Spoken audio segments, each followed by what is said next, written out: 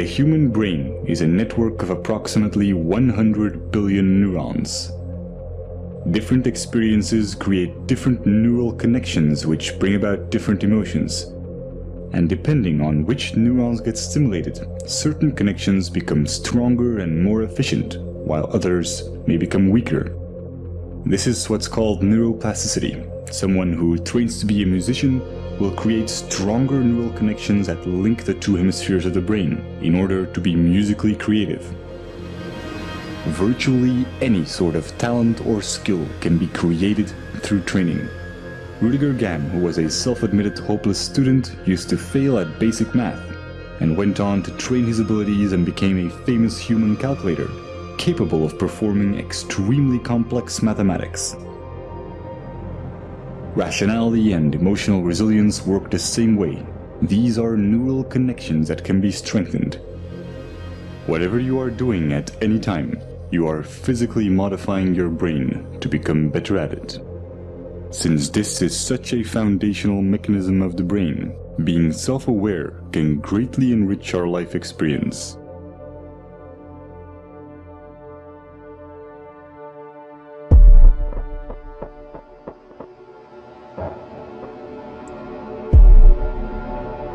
Specific neurons and neurotransmitters, such as norepinephrine, trigger a defensive state when we feel that our thoughts have to be protected from the influence of others. If we are then confronted with differences in opinion, the chemicals that are released in the brain are the same ones that try to ensure our survival in dangerous situations. In this defensive state, the more primitive part of the brain interferes with rational thinking, and the limbic system can knock out most of our working memory, physically causing narrow-mindedness. We see this in the politics of fear, in the strategy of poker players, or simply when someone is stubborn in a discussion. No matter how valuable an idea is, the brain has trouble processing it when it is in such a state.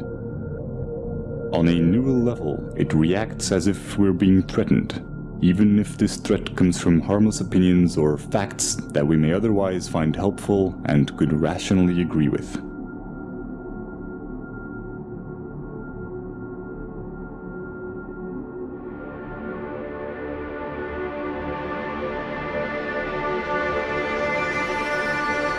But when we express ourselves and our views are appreciated, these defense chemicals decrease in the brain, and dopamine neurotransmission activates the reward neurons, making us feel empowered and increasing our self-esteem. Our beliefs have a profound impact on our body chemistry. This is why placebos can be so effective. Self-esteem or self-belief is closely linked to the neurotransmitter serotonin.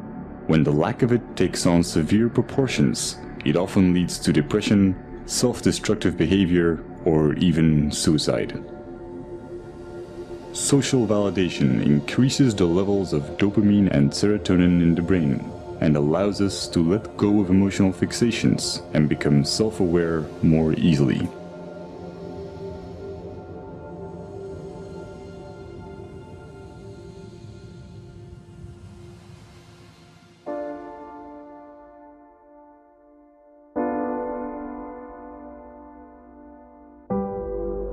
Social psychology often looks at the basic human need to fit in and calls this the normative social influence. When we grow up, our moral and ethical compass is almost entirely forged by our environment, so our actions are often a result of the validation we get from society. But new developments in neuroscience are giving us a better understanding of culture and identity. Recent neurological research has confirmed the existence of empathetic mirror neurons. When we experience an emotion or perform an action, specific neurons fire, but when we observe someone else performing this action, or when we imagine it, many of the same neurons will fire again, as if we were performing the action ourselves. These empathy neurons connect us to other people, allowing us to feel what others feel. And since these neurons respond to our imagination, We can experience emotional feedback from them as if it came from someone else.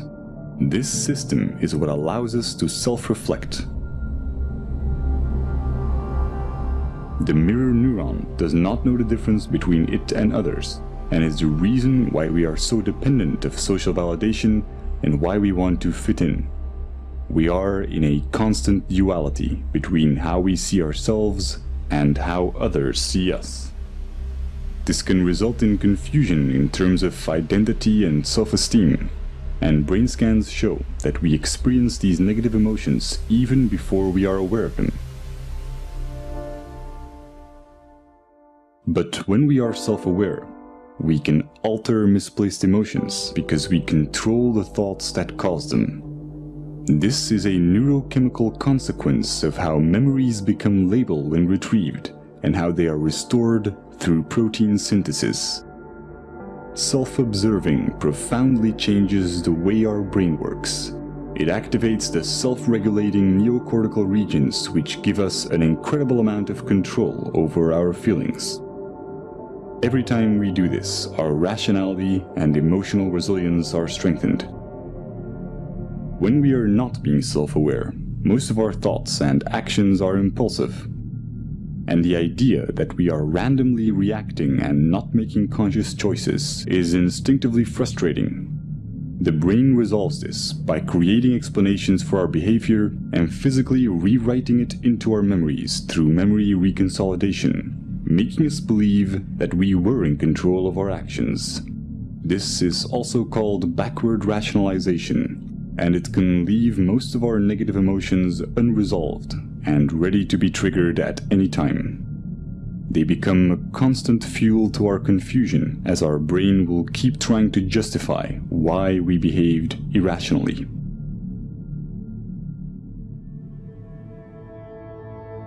All this complex and almost schizophrenic subconscious behavior is the result of a vastly parallel distributed system in our brain. There is no specific center of consciousness. The appearance of a unity is in fact each of these separate circuits being enabled and being expressed at one particular moment in time. Our experiences are constantly changing our neural connections, physically altering the parallel system that is our consciousness.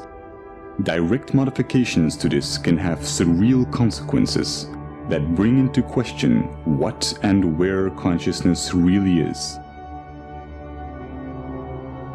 If your left cerebral hemisphere were to be disconnected from the right, as is the case in split brain patients, you would normally still be able to talk and think from the left hemisphere, while your right hemisphere would have very limited cognitive capacities.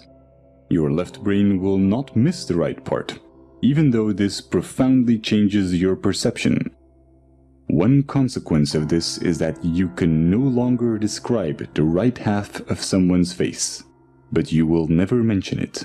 You will never see it as a problem or even realize that something has changed. Since this affects more than just your perception of the real world and also applies to your mental images, it is not just a sensory problem, but a fundamental change in your consciousness.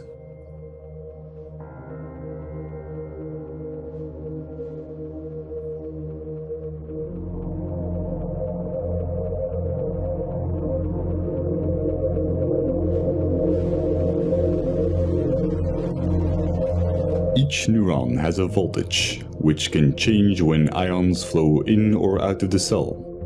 Once a neuron's voltage has reached a certain level, it will fire an electrical signal to other cells, which will repeat the process. When many neurons fire at the same time, we can measure these changes in the form of a wave. Brainwaves underpin almost everything going on in our minds, including memory, attention, and even intelligence.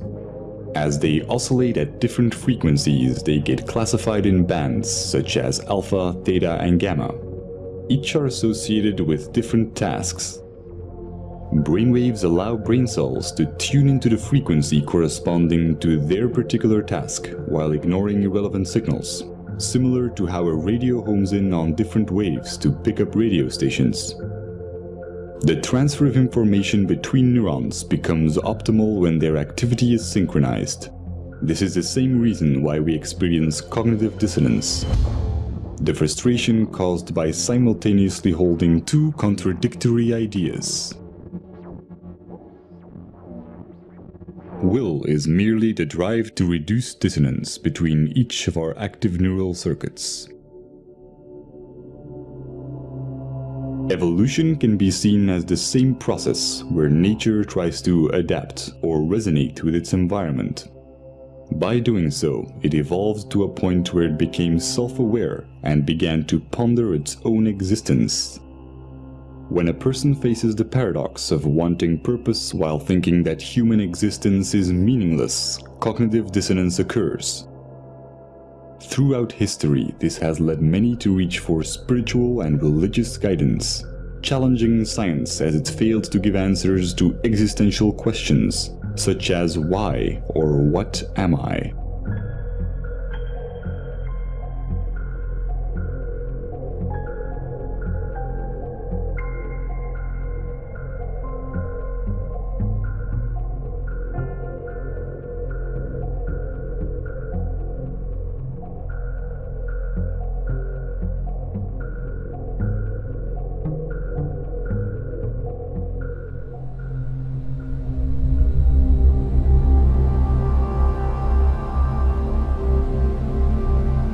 The left cerebral hemisphere is largely responsible for creating a coherent belief system in order to maintain a sense of continuity towards our lives. New experiences get folded into the pre-existing belief system. When they don't fit, they are simply denied. Counterbalancing this is the right cerebral hemisphere, which has the opposite tendency. Whereas the left hemisphere tries to preserve the model, the right hemisphere is constantly challenging the status quo. When the discrepant anomalies become too large, the right hemisphere forces a revision in our worldview. However, when our beliefs are too strong, the right hemisphere may not succeed in overriding our denial.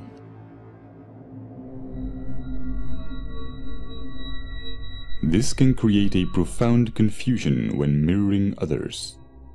When the neural connections that physically define our belief system are not strongly developed or active, then our consciousness, the unity of all the separate active circuits at that moment, may consist mainly of activity related to our mirror neurons. Just as when we experience hunger, our consciousness consists mostly of other neural interactions for consuming food. This is not the result of some core self giving commands to different cerebral areas. All the different parts of the brain become active and inactive and interact without a core. Just as the pixels on a screen can express themselves as a recognizable image when in unity, the convergence of neural interaction expresses itself as consciousness. At every moment, we are in fact a different image, a different entity when mirroring, when hungry, when watching this video. Every second, we become different persons as we go through different states. When we use our mirror neurons to look at ourselves, we may construct the idea of identity. But if we do this with our scientific understandings, we see something completely different. The neural synergies that produce our oscillating consciousness go far beyond our own neurons. We are equally the result of cerebral hemispheres interacting electrochemically, as we are of the senses connecting our neurons to other neurons in our environment. Nothing is external. This is not a hypothetical philosophy. It is the basic property of mirror neurons, which allow us to understand ourselves through others. Seeing this neural activity as your own while excluding the environment would be a misconception. Our superorganismal features are also reflected in evolution, where our survival as primates relied on our collective abilities. Over time, the neocortical regions evolved to permit the modulation of primitive instincts and the overriding of hedonistic impulses for the benefit of the group. Our selfish genes have come to promote reciprocal social behaviors in superorganismal structures, effectively discarding the notion of survival of the fittest. The brain's neural activity resonates most coherently when there is no dissonance between these advanced new cerebral regions and the older, more primitive ones. What we traditionally call selfish tendencies is only a narrow interpretation of what self-serving behavior entails, wherein human characteristics are perceived through the flawed paradigm of identity, instead of through a scientific view on what we are. A momentary expression of an ever-changing unity with no center. The psychological consequences of this as an objective belief system allow self-awareness without attachment to the imagined self, causing dramatic increases in mental clarity, social conscience, self-regulation, and what's often described as being in the moment.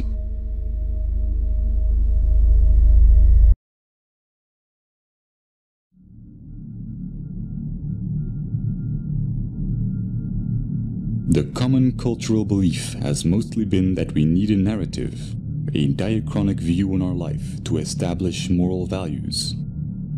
But with our current understandings of the empathic and social nature of the brain, we now know that a purely scientific view with no attachment to our identity or story yields a far more accurate, meaningful, and ethical paradigm than our anecdotal values. This is logical since our traditional tendency to define ourselves as imaginary individualistic constants neurally wires and designs the brain towards dysfunctional cognitive processes, such as compulsive labeling and the psychological need to impose expectations.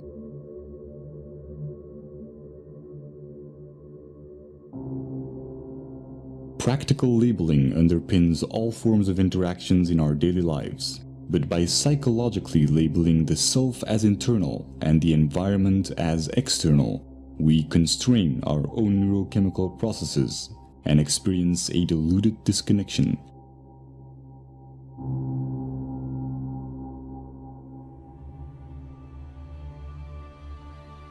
Growth and its evolutionary side effects, such as happiness and fulfillment, are stimulated when we are not being labeled in our interactions. We may have many different views and disagree with one another in practical terms, but interactions that nevertheless accept us for who we are without judgment are neuropsychological catalysts that wire the human brain to acknowledge others and accept rationally verified belief systems without dissonance. Stimulating this type of neural activity and interaction alleviates the need for distraction or entertainment and creates cycles of constructive behavior in our environment. Sociologists have established that phenomena such as obesity and smoking, emotions and ideas spread and ripple through society in much the same way that electric signals of neurons are transferred when their activity is synchronized.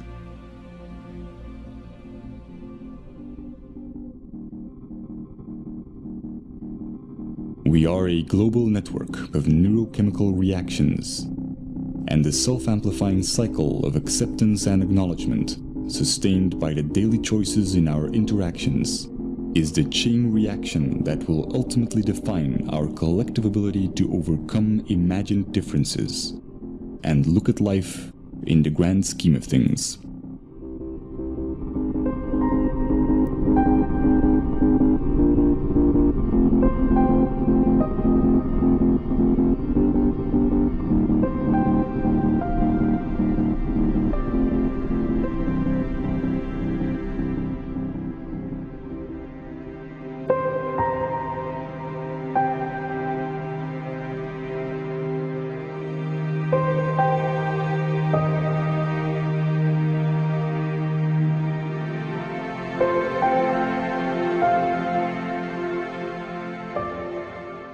In quantum mechanics, we have learned to approach reality differently and see everything as probabilities instead of certainties. In a mathematical sense, anything is possible. As well as in science as in our daily lives, the extent to which we can calculate or figure out probabilities is determined by our intellectual capability to recognize patterns. The less biased we are, the clearer we can identify these patterns and base our actions on reasonable probabilities. Since it's in the very nature of our brain's left hemisphere to deny ideas that do not fit into our current paradigm, the more attached we are to a belief system, the less able we are to make conscious choices for ourselves. But by observing this process, we expand our awareness and enhance our free will. It is said that wisdom comes with age, but with openness and skepticism, the key principles of the scientific method. We don't need decades of trial and error to sort out which of our convictions may be improbable. The question is not whether our beliefs are right or wrong, but whether or not being emotionally attached to them is more or less likely going to benefit us. There is no such thing as a free choice while being emotionally attached to a belief system. The moment we are self-aware enough to realize this, we can truly work together to figure out the real odds of what will benefit us the most.